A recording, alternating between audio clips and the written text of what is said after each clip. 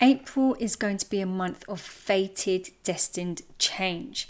Now, even if this is something that you don't see in the moment, it will be a time that you look back on and see how pivotal this time was. Hi everyone, I hope you are all keeping well and you are great. Welcome back if you're returning, and a warm welcome if you are new here. My name is Lisa. I'm an astrologer and psychotherapist, and today I'm going to be talking about the solar eclipse and everything that's playing on around it, and there is a lot. Now I hope you're all managing and navigating this energy okay, because we're in between the two eclipses right now, so this is a pretty intense sort of portal this time.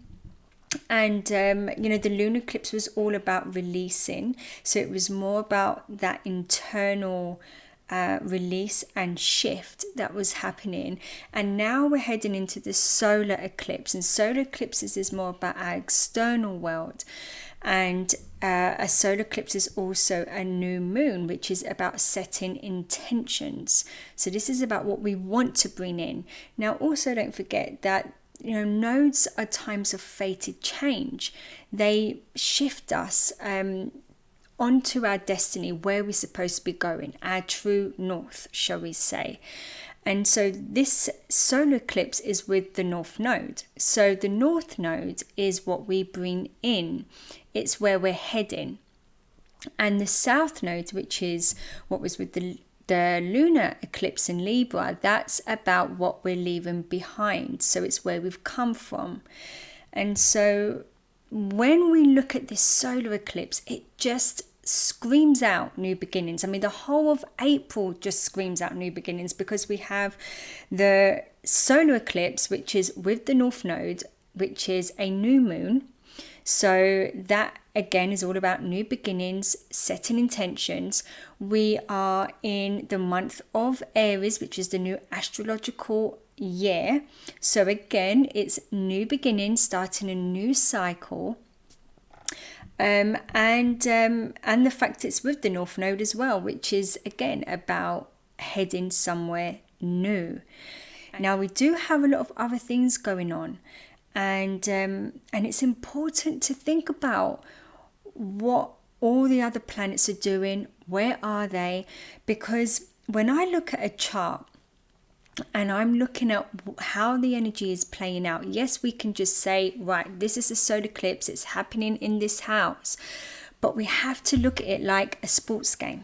Okay, so when you're watching a sports game or you're playing a sports game, you're not just focused on the person who's got the ball, right? You're looking at where everyone else is. You're looking at where all the other players are. What's their strengths? What's their weaknesses? Who are your opponents? What are their weaknesses? What are their strengths? And you're always thinking 5 steps ahead. Now that's the difference between playing good and playing great. So when you're looking at anything like this, you always have to see, okay, what are the other planets doing? Where are they? So what do we have going on? We have, let's start with Mercury. Mercury is in retrograde now from the 1st of April. So Mercury is in retrograde during this eclipse and will be throughout the most of April. Mercury retrograde is about revisiting, revising, going back, and now rethinking about the way we've done things or how we're going to be doing them. So whenever we have Mercury retrograde, we have to stop and think. It's not a time to take action unless we are sort of finalizing something that we have already set in motion. So if something's already happened and now we're just finalizing it up, that's fine. That's what Mercury retrograde's for. But it's not for starting anything new, because if you do, most likely you're going to have to revisit it again.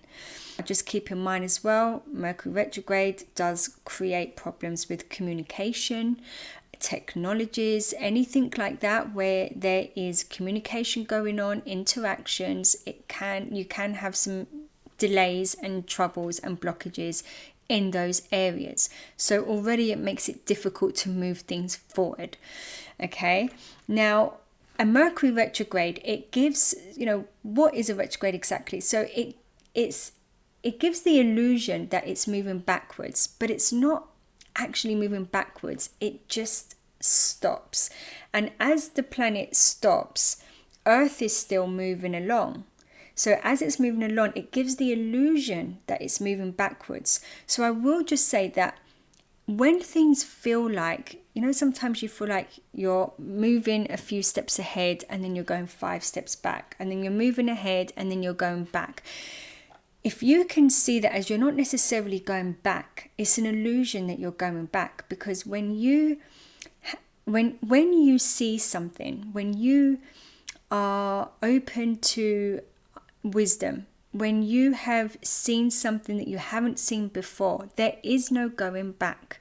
You can't unsee what you've seen. You can't unlearn what you've learned. You can only now move forward. But when we learn something, or when something becomes revealed to us, it feels like we're going back because now we have a different perspective. And that's what the Mercury retrograde is all about. It's about having a different perspective. Mercury rules the mind. And so what story have we been telling ourselves? How do we want to rewrite that story? How do we want our next chapter to look? And so that's what the Mercury retrograde is going to be about, especially at this time. So that's a little bit about the Mercury retrograde that's going on.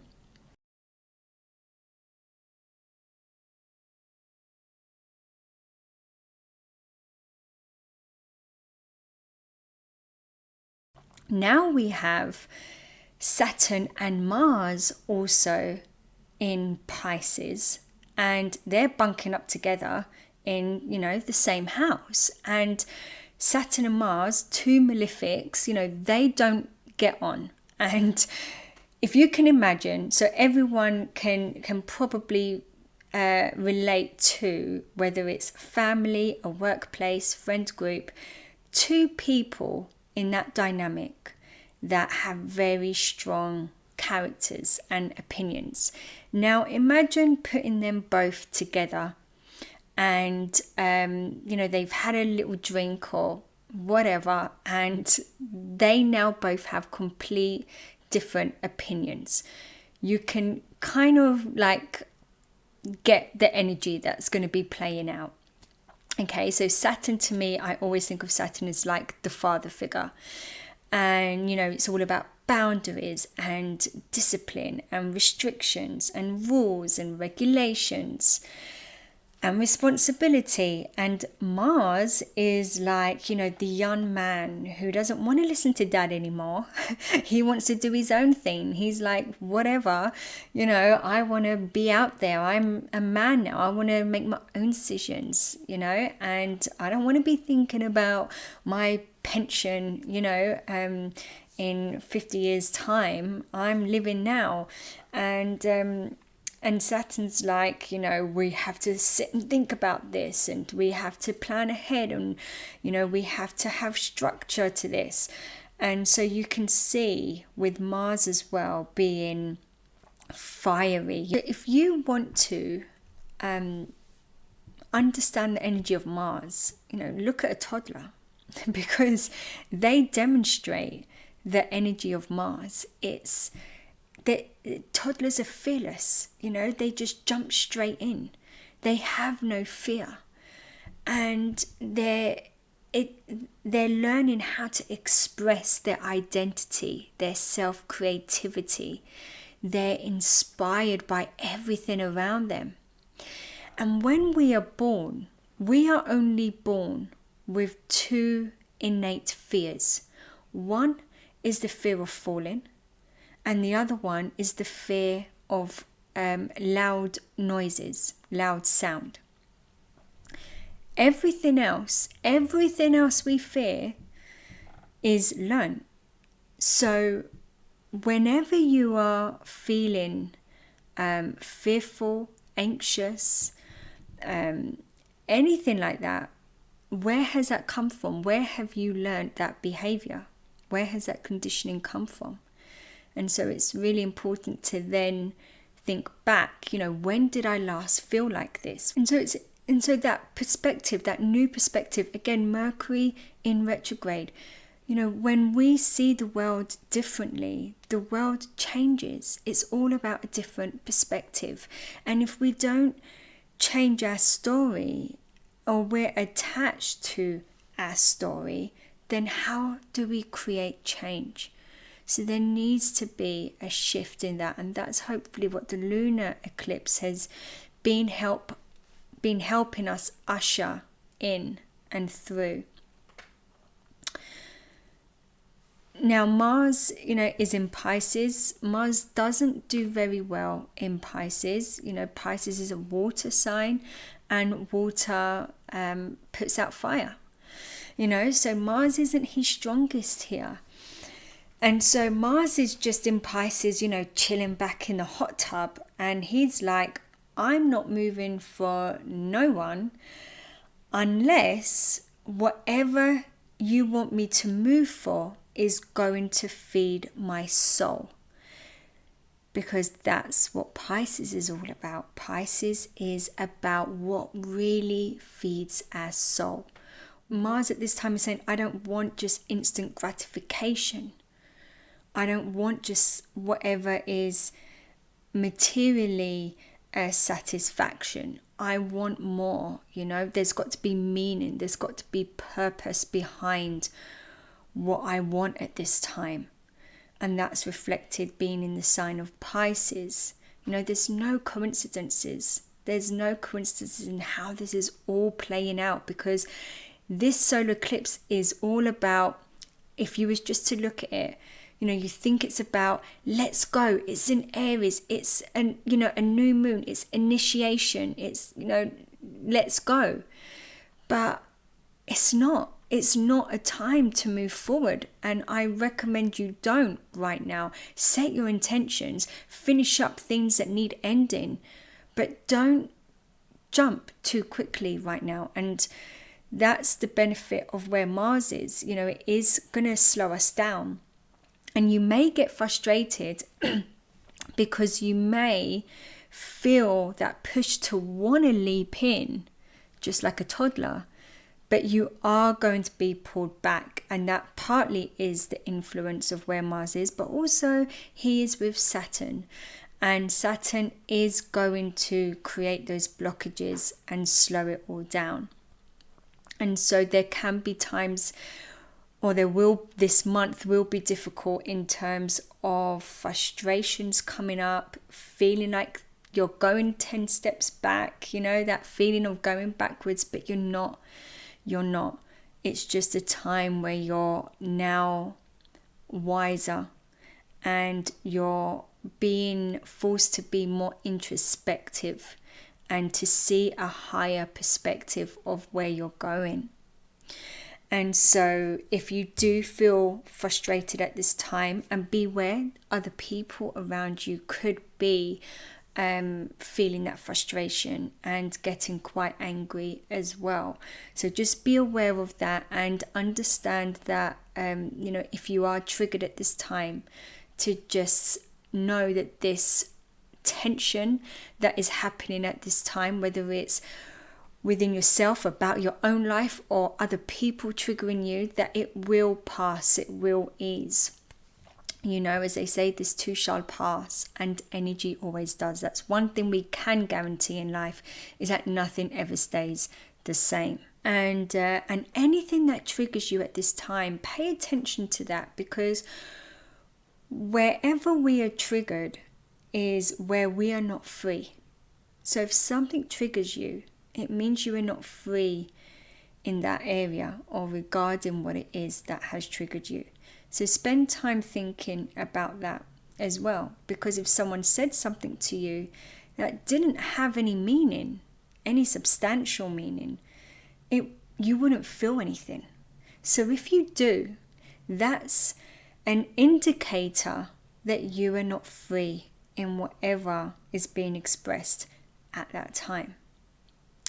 Now, I will just say, be careful with Mars in Pisces at this time, and Saturn there as well, because Mars rules accidents, and it is in the sign of Pisces, which rules water. So I would just say be careful, especially around water at this time.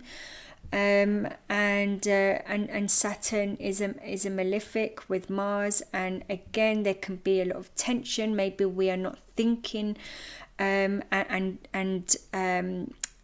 acting out, or should I say reacting. We're reacting to our surroundings or our emotions, and so we can become more careless as well, as accidents are, as they say, careless thinking.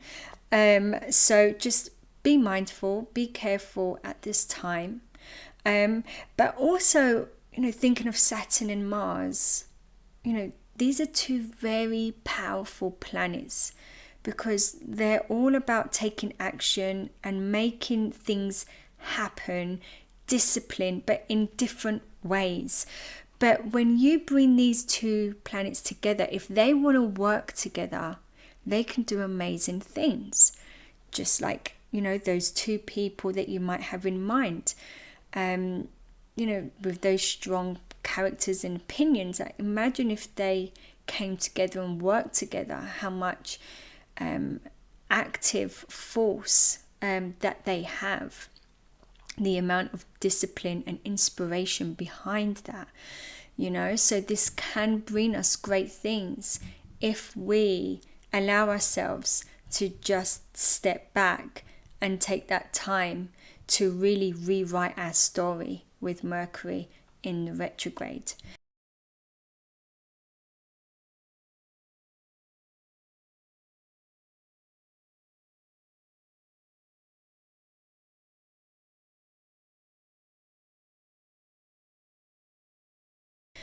Now, another thing we have Chiron, which is an asteroid. For anyone who hasn't heard of Chiron, it's known as the wounded healer. So Chiron, the wounded healer, is where we are wounded. But the idea of this is that our wounds, they become part of us, and they install, if we allow it, wisdom and insight and empathy and compassion, and therefore we can help others also heal. And so to heal yourself does heal others. And so if you look in your chart where Chiron is, that will show you maybe where in your life you have been wounded, a wound that you carry with you. So for instance, if it was in your third house was communication and your local society, community, your neighbours, your siblings, the early sort of school year age, like juniors and that sort of age. So maybe something happened at school and you felt misunderstood, and maybe you stuttered, or maybe you just couldn't get your words out, or maybe you went to a school where the language that was spoken was your second language, and you was made fun of and people didn't understand what you was trying to say, and so now you carry this wound that you just don't feel that people understand you, or that you're different some way, and so you lost your confidence in being able to speak up and speak out. So that's just an example, but Chiron is in Aries, so it's transiting in Aries at this time, and so that's in the mix of it too. And in Aries, it's about our self-identity, our self-expression, and self-discovery. And so where have you been wounded in your self-expression, or really being able to show up who you are? And when we think about relationships, and the whole axis of Libra and Aries, Libra being the other, and Aries being I am, me, I, they work together because we don't want to be too independent, because if we're independent, then we're not allowing other people in, we're not being receptive. And as they say, it takes a village to raise a child, and the whole, meaning behind that is that when we work together, when we can work together and bring in everybody's strengths and recognizing everybody's strengths, including our own, we become more powerful rather than trying to do everything on our own, because we have to also know our limitations. That is also part of knowing ourselves. So we don't also want to be codependent on the other end of the scale, where we are feeling that we can't be on our own, we can't do things, we don't have real autonomy and a sense of self. We've lost ourselves, and we are now in codependent relationships. Codependency is like an addiction, it is an addiction because we feel that we need it in order to survive. And if anything makes you feel anxious or frustrated, or it just doesn't feel good, then that's an indicator that you are not following your true north. So if you can think of like a sat nav, right, and you're following the sat nav, and the sat nav's telling you to go straight, and you turn off left, and then the sat nav has to completely redirect the whole route, and now you've just added 20 minutes onto your journey, and you're feeling frustrated, and you're feeling angry, and you're annoyed with yourself that you took the wrong turning. Well, that's what anxiety is. Anxiety is saying to you, hey, wrong turning or wrong perspective. Let's look at a different way of looking at it. Let's think differently. Let's do it differently now. So Saturn is the planet of karma. And as this is the solar eclipse about the North Node, what's coming in, what are we bringing in, what new trajectory are we going on? And if there's anything that feels like it's falling away, or we're being pushed away, or maybe you find out that you've lost your job, or a relationship falls away, whatever it may be, rejection is God's protection, right? So sometimes things happen for a reason, so that something else can come in.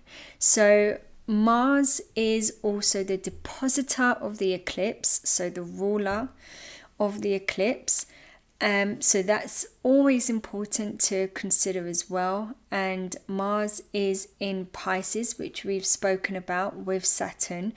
So again, this is going to be about what we are inspired to do through our own creativity and self-expression, and how important it is for us to find that at this time. And don't forget, with Mars in Pisces, this is going to be about a deeper meaning, a deeper purpose, wanting something that holds so much more for us in order to be able to move forward in a way that feels more balanced and harmonious for us.